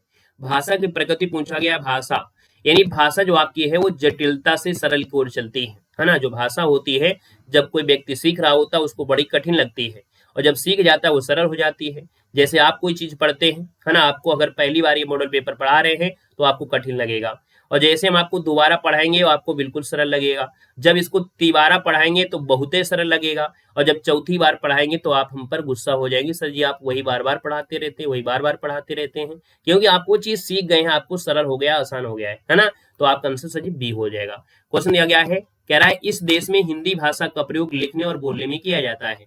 तो सर जी यहाँ पर देखा जाए तो ये आपको मॉरिशस से यहाँ पर लिखने और बोलने में भी करते हैं। सही दिया गया है विभाषा एक प्रांत या में प्रचलित होती है। विभाषा जो आपकी होती है, विभाषा जो होती है एक प्रांत या उप प्रांत में प्रचलित होती है। तो आपका आंसर बी हो जाएगा। क्वेश्चन आपसे दिया गया है कि रामचरित की जो भाषा है वो आपकी है क्या? रामचरितमानस की जो भाषा है सजीव आपकी है क्या? तो आपकी अवधी भाषा, ये नंबर आपका हो जाएगा। हमीरपुर में बोली जाने वाली जो आपकी बोली वो आपकी कौन है? हमीरपुर की अगर हम बात करते हैं तो हमीरपुर की बोली में आपकी होती है सर बुंदेली, है ना। क्या है? बुंदेली है। अगला क्वेश्चन दिया गया है कि राजमती इनमें से किस काव्य कृति की नायिका है? पढ़ाया जा चुका है, आप देख सकते हैं। 54 नंबर की बात करते हैं तो आप कहेंगे सर बीसल देवरासो, यानी आप देखेंगे कि जो राजमती है बीसल देवरासो यानी नरपत नाली की नायिका है बीसल देवरासो, है ना, जो कि एक विरह परक संदेश काव्य है। बीसल देव तथा भोज की जो पुत्री है राजमती, उनके विवाह और पुनर्मिलन की कथा इसमें बताई गई है। तो यहाँ पर आंसर आपका सही क्या हो जाएगा? सी हो जाएगा। अभी शायद ये क्वेश्चन आपका बना था कि राजमती से गुस्सा होकर कहाँ गया था? तो उड़ीसा गया था, है ना, पढ़ा था ना। अगला क्वेश्चन देखो दिया है निम्नलिखित काव्य कृतियों में से किसकी रचयिता मीराबाई नहीं है? तो सर यहाँ पर देखा जाए, यहाँ पर देखो दिया है गीत गोविंद का टीका है, राग गोविंद है। नरसिंह जी का मायरा भी है, लेकिन आपका आंसर जो दिया है वो आपका बी हो जाएगा। यानी 55 नंबर की अगर हम बात कर लेते हैं कि सर जी प्रेम तत्व निरूपण, ये मीराबाई की नहीं है, ये सर जी कृष्णदास की है। किसकी है? तो आपकी कृष्णदास की है। किसकी है सर जी? कृष्णदास की है। देखो हम आपको लिख भी देते हैं इसलिए क्योंकि आप तो स्क्रीनशॉट ले लेंगे। दूसरी बात, हमारे ऐप में जुड़े हैं तो क्लास नोट्स बनी है, वहां पर आपको ये पीडीएफ होती है इस प्रकार से क्लास वाली अपलोड की जाती है, जिसमें लिखा होता है जिसको आप रिवीजन 10 मिनट में कर सकते हैं। यानी जो क्लास आप 1 घंटा में देख लेंगे, एक बार देख लेंगे, दोबारा आप रिवीजन करेंगे तो पीडीएफ से रिवीजन कर लेंगे, है ना। इसलिए आपको इस प्रकार लिख देते हैं और ऐप में इसी प्रकार से अपलोड होती है ताकि आप जब रिवीजन करें तो आराम से आप लोग कर सकते हैं। क्वेश्चन देखो दिया गया और आपसे कह रहा है रीत काल के किस कवि ने अपनी कविताओं में ऋतुओं और त्योहारों के साथ जीवन को खूबसूरती के साथ मिलाया है? यहाँ पर याद रखना ये सर जी पद्माकर है। यानी आपका जो आंसर हो जाएगा कि रीतकालीन जो कवि हैं, यानी जो पद्माकर है वो सर जी कैसे हैं? रीतकालीन कवि हैं। इन्होंने अपनी कविताओं में देखा जाए तो त्योहार को लेकर, है ना, और साथ में ऋतुओं को लेकर यहाँ पर इन्होंने बनाया है। और यहाँ पर आगे बढ़ते क्वेश्चन दिया गया है निम्नलिखित में से कौन सी रचना कवि देव की नहीं है? तो कवि देव की रचना में से कौन सी सम्मिलित नहीं है? तो आप कह रहे हैं कवि कल्पतरु। हमें लगता है यही नहीं है ना, कवि कल्पतरु यही नहीं कि आपकी नहीं है। तो हमने कहा सर जी यहाँ पर देखा जाए तो आपका जो आंसर हो जाएगा वो फर्स्ट हो जाएगा। बाकी भाव विलास है, अष्टयाम दिया है, भाव विलास भी है, भवानी विलास भी है। तो आंसर आपका सर जी क्या हो जाएगा? फर्स्ट नंबर जिसका आ गया है जवाब बिल्कुल राइट हो जाएगा। क्लियर है? ये सर जी किसका है? तो चिंतामणि की है। किसकी है? तो चिंतामणि की है, चिंतामणि की है। ठीक है, क्या बोलेंगे? ये सर जी चिंतामणि हो जाएगा। क्वेश्चन दिया गया है कि सूर समाना चंद में दहू किया घर एक, यह काव्य पंक्ति किसकी है? सर जी 58 की बात करते हैं तो ये आपके कबीरदास की बी नंबर हो जाएगा, कबीरदास हो जाएगा। यानी सूर समाना चंद में दहू किया घर एक, ये आपकी कबीरदास की है। नेक्स्ट क्वेश्चन दिया गया है निम्नलिखित में से कौन सा मूल दीर्घ स्वर आपका नहीं है? चलिए अब व्याकरणिक क्वेश्चन आ गए। यहाँ पर देख सकते हैं हमने कहा मूल दीर्घ स्वर में आपका ओ रह जाता है, ये संयुक्त स्वर होता है। यानी ये जो आपका है ये संयुक्त स्वर है, याद रखना इसको हम लोग संयुक्त स्वर कहते हैं। क्वेश्चन आपसे अगला पूछा गया है निम्नलिखित में से शुद्ध शब्द आपको छांटना है। आगामी, है ना, आगामी होता है, यानी यह तो आपका गलत हो गया है। सर जी केंद्रीय होता है, क्या होता है सर जी? केंद्रीय होता है, यानी बड़ी की मात्रा आपको लगती है, ये गलत दिया गया है। दीक्षा होता है यानी ये गलत दिया गया है। अधीन आपका सही है, सी नंबर आपका बनेगा। यथा विधि समास पूछा है, हमने कहा यथा जो आपका उपसर्ग उपसर्ग जो होता है वो सर जी अव्ययी भाव समास होता है, बी नंबर है, राइट हो जाएगा। क्वेश्चन दिया गया है हिंदू पूजय देहरा मुसलमान मस्जिद, ये किस कवि की पंक्तियां हैं? 62 नंबर की बात करते हैं, ये कवि नामदेव की है। किसकी है? तो ये कवि नामदेव की है कि हिंदू पूजय देहरा मुसलमान मस्जिद, ये नामदेव की पंक्तियां हैं, याद रखना है। यहाँ पर आगे बढ़ते हैं। क्वेश्चन दिया गया है कि ज्ञान दीप के रचयिता जो आपकी इनमें से कौन है? ज्ञान दीप के रचयिता है आपके शेख नबी, का नाम सुना होगा आप लोगों ने कि जो ज्ञान दीप है इसके रचयिता शेख नबी हैं। तो यहाँ पर देखा जाए तो इसका आंसर आपका डी हो जाएगा। नेक्स्ट क्वेश्चन दिया गया है कि गोस्वामी के प्रादुर्भाव को हिंदी काव्य क्षेत्र में एक चमत्कार समझना चाहिए, यह कथन किस आलोचक का है? तो सर जी 64 की बात करते हैं तो ये आपके रामचंद्र शुक्ल का है। किसका है सर जी? ये रामचंद्र शुक्ल का है, यानी ऑप्शन आपका बी हो जाएगा कि गोस्वामी के प्रादुर्भाव को हिंदी काव्य क्षेत्र में एक चमत्कार समझना चाहिए, ये कथन जो आपका है वो सर जी रामचंद्र शुक्ल का है। नेक्स्ट क्वेश्चन दिया है संस्कृत से हिंदी में प्रयुक्त मूल शब्द से वर्तमान स्थायी तद्भव रूप तक पहुंचने के मध्य में संस्कृत के अशुद्ध या टूटे फूटे, है ना, ये प्रयुक्त होने वाले जो शब्द होते हैं, हमने कहा मध्य लगा दिया, इसका मतलब अर्धतत्सम होता है। जहां भी मध्य लगा दे सजी वो क्या होता है? अर्धतत्सम होता है। नेक्स्ट क्वेश्चन देखो दिया गया है निम्नलिखित में से कौन शब्द आपका अरण्य का पर्यवची शब्द आपका नहीं है? तो हमने कहा सर जी अरण्य का पर्यवची इनमें से क्या नहीं हो सकता है? आप कहेंगे सर कांतार होता है, विपिन होता है, कानन होता है, लेकिन सुरभोग नहीं होता है। तो आपका आंसर सर जी क्या हो जाएगा? सुरभोग नहीं होगा, क्योंकि ये सर जी आपका होता है अमृत का होता है। किसका होता है? अमृत का होता है, सी नंबर हो जाएगा। कह रहा सर जी अनुपम का पर्यवची शब्द आपका है क्या? अनुपम का पर्यवची क्या होता है? यहाँ पर देखा जाए तो अनुपम को होता है अद्वितीय होता है ना। क्या होगा सर जी? अद्वितीय, यानी जिसको ऑप्शन है अद्वितीय बिल्कुल हो जाएगा। अद्वितीय, अपूर्व, अद्भुत, अनूठा, अतुल, अनन्य, है ना, आपका आंसर डी हो जाएगा। क्वेश्चन दिया गया है छंद के अंगों के आधार पर गण किसे कहते हैं? तो सर जी जो गण होते हैं वो आपके 3 वर्डों के समूह को कहते हैं गण, यानी फर्स्ट नंबर आपका राइट हो जाएगा। क्वेश्चन दिया गया है अलंकारों की महत्ता के संबंध में इनमें से कौन सा कथन आपका सही नहीं है? यानी हम लोग इनके माध्यम से हम कह सकते हैं कि अलंकार के बारे में किसमें गलत दिया गया है। यहाँ पर देखो दिया गया है अलंकारों की से काव्य सौंदर्य की वृद्धि होती है, बिल्कुल आपका सही है। अलंकारों के बिना काव्य रचना संभव नहीं है, आप कहेंगे बिल्कुल सही है। अलंकार काव्य सौंदर्य उत्पन्न करते हैं। देखो वृद्धि है, हमने कहा सर जी, आप चौथा भी देख लीजिएगा, अलंकारों से काव्य में रोचकता और प्रभुता आती है, ठीक है ना। यहाँ पर देखा जाए तो आपसे कह रहा है सर जी अलंकारों के बिना काव्य रचना संभव नहीं है, और यहाँ पर से दिया है अलंकार काव्य सौंदर्य उत्पन्न करते हैं, यानी 69 की बात करते हैं। तो सर जी यहाँ पर देखा जाए तो जो अलंकार होते हैं काव्य काव्य सौंदर्य नहीं करते हैं, बल्कि काव्य सौंदर्य में वृद्धि। याद रखना, अगर आप देखो पहली बार ये मिला है तो आपको कंफ्यूज करेगा क्वेश्चन, लेकिन याद रखना है कि वृद्धि वाला शब्द आपका सही होता है, संभव ये जो दिया गया है उत्पन्न करना, ये आपको नहीं होगा। तो इसका आंसर आपका जो सही होगा, हालांकि आपको सूट नहीं होगा ये बात, है ना, ये बात आपको सूट नहीं होगी, लेकिन सूट करना पड़ेगा कि जो काव्य अलंकार होते हैं वो काव्य सौंदर्य उत्पन्न नहीं करते हैं, काव्य सौंदर्य में वृद्धि करते हैं। क्योंकि उत्पन्न मतलब अलग बात होती है, और वृद्धि मतलब होता है यानी कोई चीज आपकी है तो उसको अगर हम बता रहे हैं अगर अलंकार के माध्यम से तो वो आप लोग अच्छा समझेंगे, लेकिन हमने कहा कि खुद में अपने आप में कोई अलंकार उत्पन्न नहीं करता है ना, उसमें वृद्धि कराई जाती है। जैसे अभी आपने सुना होगा कहीं, अगर आपने हमारी बात को ध्यान दीजिएगा, कि जैसे कहते हैं ना कि एक चीज होता है कि जब सीता जी का हुआ था, क्या हुआ था, वो स्वयंवर हुआ था, तो उसमें रावण को बुलाया गया था। तो रावण को जो बुलाया गया था तो समुद्र पार कौन गया था, है ना, और इसके बाद अगर पार से आ भी गए थे तो फिर राम सेतु की आवश्यकता थी, है ना। बहुत ऐसी बातें दिमाग लोगों की घूमते रहते हैं, क्योंकि उनको अधूरा ज्ञान रहता है, इसलिए उनको जानकारी नहीं होती है। तो हम कहते हैं कि बढ़ा चढ़ाकर कहा गया है कि बहुत जो पुरानी रामायण है उसमें इन सब बातों का जिक्र नहीं किया गया है, काफी ऐसी चीजें हैं। तो कहते हैं बढ़ा चढ़ा दिया जाता है, वही आपका अलंकार होता है ना, तो वृद्धि की जाती है। बात समझ में आ गई ना, तो इसको स्क्रीनशॉट ले लीजिएगा, अगर आपको हजम नहीं हो रहा बाद में अपना चेक करिएगा। बाकी हमने बता दिया है कि ये आपका मतलब होता है, अगर मतलब आप समझ गए तो फिर आपको ढूंढने की आवश्यकता नहीं है, अगर आप अपने टीचर पर विश्वास करते हैं तो आपको कोई दिक्कतें नहीं होगी। निम्नलिखित में से कौन अलंकार का भेद नहीं है, तो हमने कहा अलंकार का भेद कौन सा नहीं हो सकता है, शब्द अलंकार होता है, अर्थ अलंकार होता है ना, उभय अलंकार होता है, सजी छंद अलंकार कोई होता ही नहीं है। यहाँ पर दिया गया है सजी प्रग में उपसर्ग जो आपका दिया हुआ कौन सा है, प्रग में क्या हो जाएगा, प्र हो जाएगा, यानी आप कहेंगे आंसर आपका बी बनेगा। नेक्स्ट क्वेश्चन दिया गया है कि अप उपसर्ग दिए गए विकल्पों में से किसके साथ प्रयुक्त हो सकता है, प्रयुक्त हो सकता है, आपसे पूछा है, प्रयुक्त हो सकता है, आपसे 72 नंबर आपसे कह रहा है। तो हमने कहा कोई दिक्कत नहीं है, हमने कहा सर जी इसको आपको अपराम तो होता नहीं है, लेकिन यहाँ पर अपमान हो सकता है, यानी इसमें क्या हो सकता है, अपमान हो सकता है। आप कहेंगे सर आप उपसर्ग आपका बन जाएगा। क्वेश्चन देखो दिया गया है और आपसे कह रहा है कि रसो व सह, रस से संबंधित इस तथ्य का उल्लेख इनमें से किस ग्रंथ में हुआ है।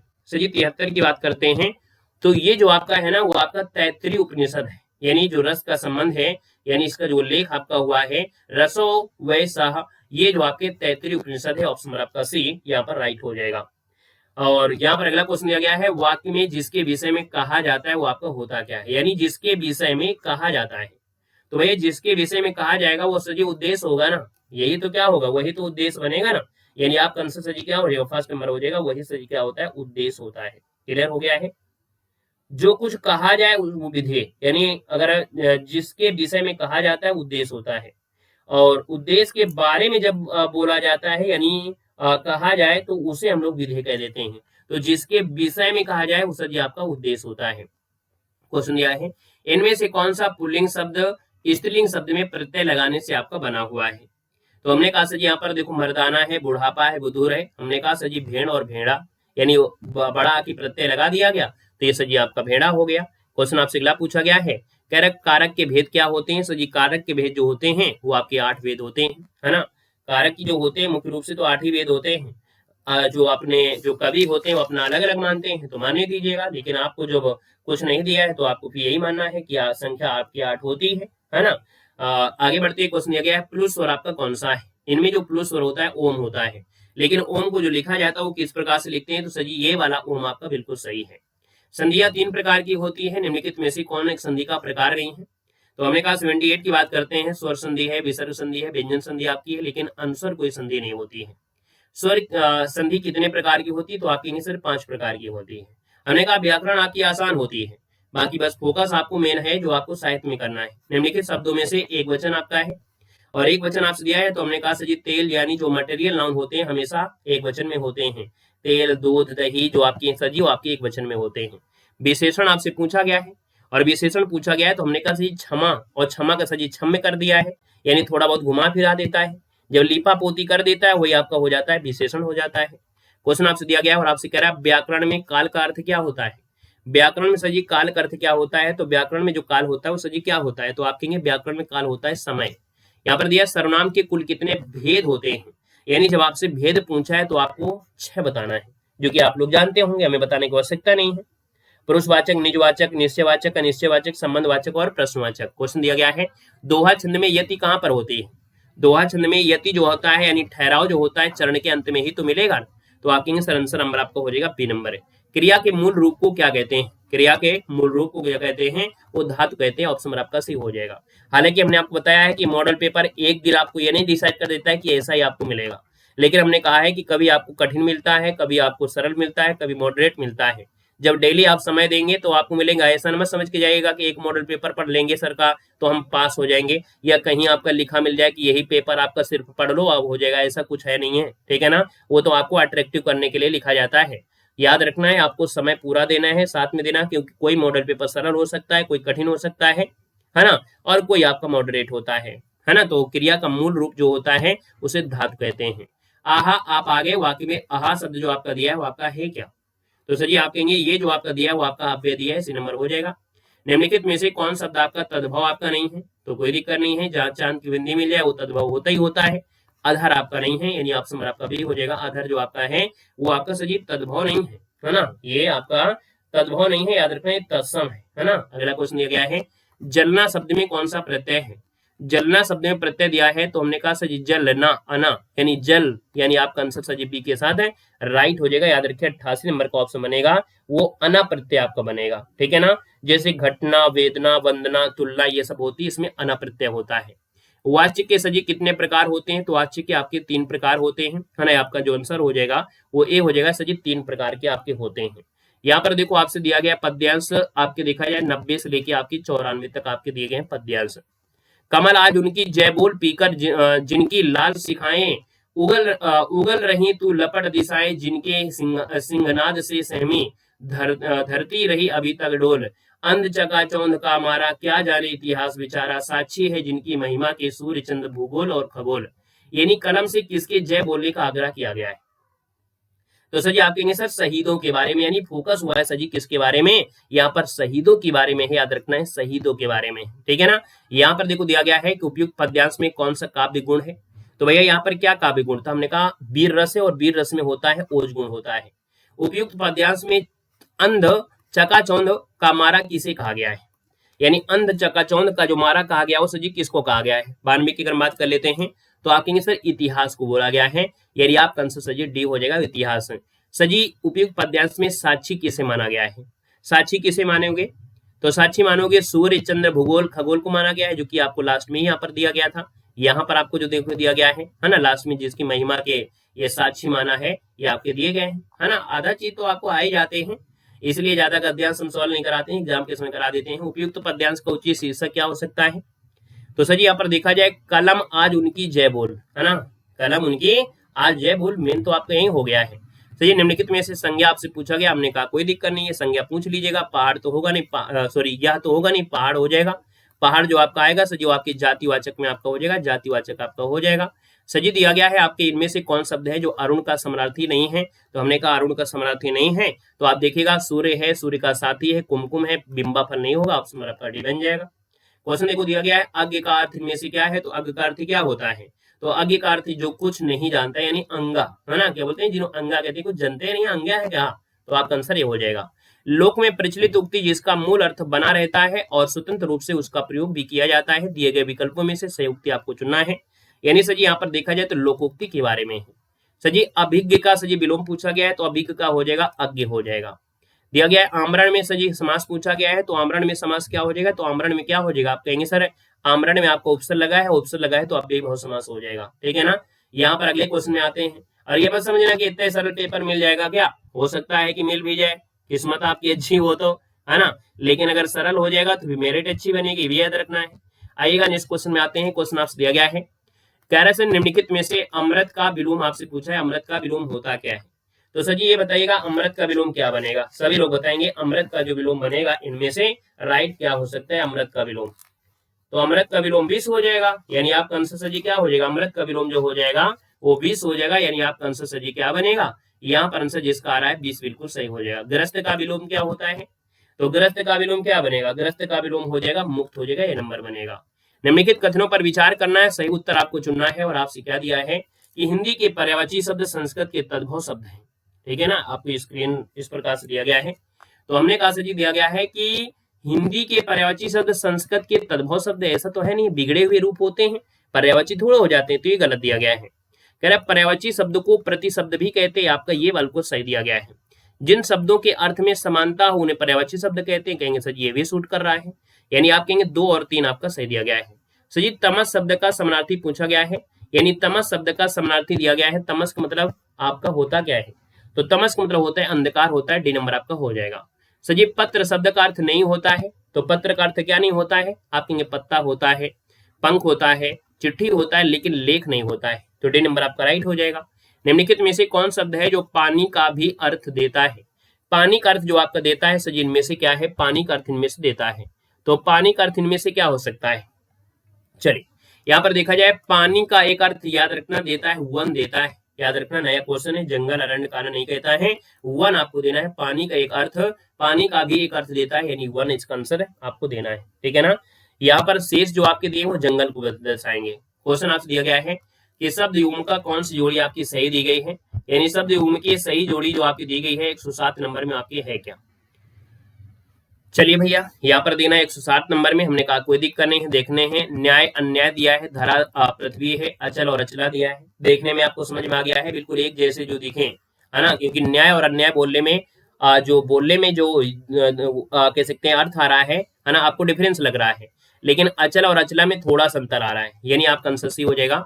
सर जी असक्त का अर्थ होता है, परंतु असक्त का अर्थ सत्य विहीन होता है, यानी 108 नंबर की अगर हम बात कर लेते हैं तो आप कहेंगे सर यहाँ पर जो आंसर होगा वो विरक्त हो जाएगा, यानी असक्त का अर्थ यहाँ पर विरक्त होता है, परंतु असक्त का अर्थ यहाँ पर सत्य विहीन होता है, तो आंसर आपको बी नंबर आपको यहाँ पर करना है, याद रखना है। तो ये क्वेश्चन दिया गया है अनियमित के लिए उचित वाक्यांश क्या है? अनियमित मतलब क्या होता है? जो नियमानुकूल ना हो, है ना, अनियमित मतलब जो नियमानुकूल ना हो। सर जी कनिष्ठिका और मध्यमा के बीच उंगली होती है उसे क्या कहते हैं? तो सर जी उनको कहते हैं अनामिका, ये अनामिका बिल्कुल सही लिखा है, डी नंबर आपका हो जाएगा। संधियां 3 प्रकार की होती हैं, स्वर संधि, व्यंजन संधि, आपके यहाँ पर विसर्ग संधि, आप कहेंगे आंसर नहीं होता, आपका आंसर डी बनेगा। पितृ धन अनुमति का सही संबंध आपसे पूछा गया है, जब इसको आप जोड़ेंगे तोड़ेंगे तो आप कहेंगे सर पितृनुमति बनता है, यानी आंसर आपका सी इसका राइट हो जाएगा। क्वेश्चन आपसे दिया गया है सूची फर्स्ट को सूची सेकंड से सुमेलित करना है, शब्द दिया है और समास दिया गया है। हमने कहा देश आगमन यानी देश को गमन करने वाला, तत्पुरुष समास में जाएगा। गिरधर मतलब होता है बहुव्रीहि समास, क्योंकि पर्वत को धारण करते हैं, है ना, भगवान कृष्ण, ये विशेष हो जाएगा। देश विदेश यानी आप कहेंगे देश और विदेश, आप कहेंगे सर ये दोनों समास हो जाएगा। यथाशीघ्र यानी आप कहेंगे सर यथाशीघ्र यानी जितना शीघ्र हो, जितना शीघ्र हो, तो आपका बेभव समास हो जाएगा। जो भी आंसर बना हो अपना बना लीजिएगा, मेन फोकस आपका इस पर होना चाहिए। सर जी दिया गया है शोका कुल में समास पूछा गया है, शोका कुल में आपको होता है तत्पुरुष समास, से नंबर आपका बनेगा। सर जी वाक्यों का वर्गीकरण मुख्यतः कितने प्रकार से होता है? तो वाक्यों का वर्गीकरण सर जी हम लोग 2 प्रकार से करते हैं। कैसे? यहाँ पर एक होता है आपका अर्थ के आधार पर, सर जी क्या होता है? अर्थ के आधार पर होता है, अर्थ के आधार पर। और दूसरा जो आपका होता है वो सर जी किस प्रकार से होता है? पहला तो आपका अर्थ क्या, दूसरा होता है रचना के आधार पर। क्या होता है सर जी? रचना के आधार पर होता है। और इसके बाद जब अर्थ के आधार पर करते हैं, अर्थ के आधार पर, तब आपके 8 हो जाते हैं, है ना, इसको याद रखना, जब अर्थ के आधार पर होते हैं तो 8 हो जाते हैं, और रचना के आधार पर करते हैं तो आपके 3 हो जाते हैं, ठीक है ना। अगला क्वेश्चन दिया गया है निम्नलिखित वाक्य को सरल वाक्य में परिवर्तित करना है। उसने कहा कि मैं विदेशी हूँ। अब इसको अगर सरल वाक्य में कहा जाए तो क्या हो सकता है? उसने अपने आप को विदेशी बताया, है ना, यानी यहाँ पर अगर हम बात कर लेते हैं तो सजी वाक्य में परिवर्तन संभव नहीं है। क्यों नहीं हो सकता? जरूर हो सकता है, क्योंकि लगा है। इसको आसान शब्दों में कह सकते हैं, उसने अपने आप को विदेशी देखो बताया, उसने अपने आप को विदेशी बनाया, बनाया थोड़ा होता है, वह बोला कि वह विदेशी है, ये शब्द आपका होगा ही नहीं, यानी आपका आंसर भी हो गया है। क्वेश्चन आपसे अगला पूछा गया है, यहाँ लगभग कोई 2 दर्जन के करीब संतरे हैं। अशुद्धि तो आपको मिल गई होगी कि क्या सजी यहाँ पर अशुद्धि की गई है, यानी यहाँ पर देखा जाए तो सर जी आपकी अशुद्धि यहाँ पर हो जाएगा, यहाँ लगभग 2 दर्जन संतरे हैं, आपका बी हो जाएगा। क्वेश्चन देखो दिया गया है, साहित्य में रस का अर्थ क्या होता है? साहित्य में रस का अर्थ क्या होता है? यानी साहित्य से मिलने वाली आनंद अनुभूति होती है, डी नंबर हो जाएगा। सर जी हास्य रस के स्थायी भाव क्या होता है? तो आप कहेंगे सर हास होता है। यहाँ पर वैसे तो आप जानते हैं श्रृंगार का रति, हास्य का हास, करुण का शोक, रौद्र का क्रोध, वीर का उत्साह, भयानक का भय, विवश का जुगुप्सा, अद्भुत का आश्चर्य, शांत का निर्वेद। सजी दिया निम्नलिखित में से कौन वर्णिक छंद दिया गया है? यानी वर्णिक छंद की बात करते हैं, यानी जिसमें वर्णों की गिनती होती है, तो आप कहेंगे सर ये आपका होता है सवैया छंद होता है, ऑप्शन आपका सी हो जाएगा। तो सर जी इस प्रकार से यहाँ पर 120 क्वेश्चन आपके हो गए हैं। जो अगला मॉडल पेपर आएगा उसमें साहित्य के क्वेश्चन ज्यादा होंगे, है ना, याद रखना। जो अगला मॉडल पेपर आएंगे वो साहित्य के उसमें ज्यादा होंगे। यानी हमने कहा है कि एक मॉडल पेपर डिसाइड नहीं करता है कि ऐसा ही आपको पेपर बिल्कुल सेम टू सेम मिलेगा, क्योंकि मॉडल पेपर अगर ऐसा होता कि एक ही आपको मॉडल पेपर है तो हम वही ना पढ़ा देते, है ना। तो आपको कम से कम समय तो देना ही पड़ेगा, है ना, कम से कम। वैसे भी हमने आपको 20-25 मॉडल पेपर लगवा दिया है, 50 तक हम आपको करवा देंगे आराम से, इतने में तो आपका सब कुछ हो जाएगा। कठिन स्तर के भी आपको देखो दिया था, अभी आपने कठिन स्तर के भी पढ़ा था, इसके पहले मीडियम पढ़ा था, ये थोड़ा सा सरल टाइप का। अभी आपको फिर से आपको परिवर्तन करेंगे, आपको मॉडरेट करेंगे, कठिन भी करेंगे, इस प्रकार से है। बाकी हमने कहा है कि देखो आप लोग तैयारी कर रहे हैं, आप 10-10 किलोमीटर तो जाना नहीं है, 100-100 किलोमीटर जाना है। आप कहीं का भी कोर्स लिए हैं, मात्र 99 रुपए की बात है, सारा दिन में आप लोग 99 रुपए खर्चा कर दोगे, चॉकलेट में या रिचार्ज में खर्चा कर दोगे। यानी अगर आप लोग हमारे नोट्स से जुड़ जाते हो, हमारे ऐप से जुड़ जाते हो, वहां पर अगर आपने हमारे नोट्स ले लिया तो पूरे साल भर आपको काम देंगे, है ना, और आप निकलवा लेंगे तो आपको हमेशा काम देंगे, है ना। यानी वो जो हमने आपको यहाँ पर नोट्स दिया है वो आपको समझ लो कि यहीं से क्वेश्चन बनते हैं और कहीं से क्वेश्चन नहीं बनते। आप कोई प्रीवियस ईयर उठाइए, या आपके पास कोई बेहतरीन मॉडल पेपर हो, या आप किसी की वीडियो देख लीजिए अगर कोई मॉडल पेपर पढ़ा रहा हो। ऐसा नहीं कि जैसे हम किताब पढ़ा दिए, आपको प्रीवियस पढ़ा दिए, हमने अपने मॉडल पेपर पढ़ा दिए, तो यहीं से नहीं है। आप किसी की भी मॉडल पेपर उठाइए, है ना, आपका अगर वो मॉडल पेपर बना है आपके अकॉर्डिंग तो आपको क्वेश्चन यहाँ से मिलेंगे। थ्योरी से अगर आप पढ़ के जाते हैं तो ऐसी चीज कोई है ही नहीं है जो आपको न बनी हो यहाँ से। तो ये नोट्स आपको देखो 99 में है, ये तो हमारी क्लास नोट्स है, ये हमारी थ्योरी वाली नोट्स है, और इसके कई पार्ट हैं। देखो पार्ट 1 है, पार्ट 2 है, part 3, part 4, part 5, part 6, part 7, और हिंदी में प्रथम कौन क्या है वो तो आपका है ही है ना। इसके बाद अलग से आपको रचना संपूर्ण जीवन वाले हैं, और इसके बाद ये बनी है क्लास नोट्स, है ना। यहाँ पर देखा जाए एलटी ग्रेड क्लास नोट्स है, ये प्रमुख कवि और जीवन परिचय है। तो क्लास नोट्स में आपको जाते हैं तो यहाँ पर आपको जो कंप्लीट आपका सिलेबस है, तो सिलेबस के अकॉर्डिंग जितने भी पीवाई की क्वेश्चन है वो सब कवर किया गया है ना। हिंदी साहित्य, आदिकाल, भक्ति काल, रीत काल, द्विवेदी योग, प्रगतिवाद, प्रयोगवाद, नई कविता, हिंदी गद्य साहित्य, हिंदी निबंध का, नाटक, एकांकी, कहानी, उपन्यास, जीवनी, आत्मकथा, संस्मरण, बाकी 2-3 टॉपिक और आपके वो हैं, है ना। तो 99 रुपए का मुंह मत देखिएगा, है ना, क्योंकि अगर हम चाहते तो इस कोर्स का प्राइस हम 499 भी कर सकते थे, लेकिन हमें मालूम है कि भाई आप लोग घर के बेरोजगार हो, है ना, आपको इतने पैसे आपको नहीं मिलते हैं कि आप लोग यहाँ पर हर जगह कोर्स लेते रहे, इसलिए हमने यहाँ पर ये जो कोर्स का प्राइस दिया है वो 99 दिया है, ताकि आपको किसी प्रकार की दिक्कत ना हो। 99 रुपए देने में आपके अंदर एक सोच भी नहीं आना चाहिए कि हम 99 रुपए पढ़ने के लिए यहाँ पर दे रहे हैं, यानी खर्चा करने तो है नहीं, पढ़ने के लिए, ऐसा सोचना नहीं चाहिए आपको, ऐसे इसलिए हमने यहाँ पर दिया है। और हमारे जब पीवाई की थ्योरी आप देखेंगे, पीवाई की क्वेश्चन आप देखेंगे, उसकी आपकी थ्योरी क्लास नोट्स जो आपको देते हैं, आपको खुद आपको लग जाएगा कि ऐसा नोट्स हमें कोई नहीं देगा, ठीक है ना। तो ऐप में जुड़कर अपनी तैयारी करिए और मेहनत करिएगा। बचे हुए 10 दिनों में अगर आप पढ़ लेते हैं इतना सब कुछ, हमारी तरफ से एलटी ग्रेड पक्का है, ठीक है ना। धन्यवाद सभी को, जय हिंद, वंदे मातरम।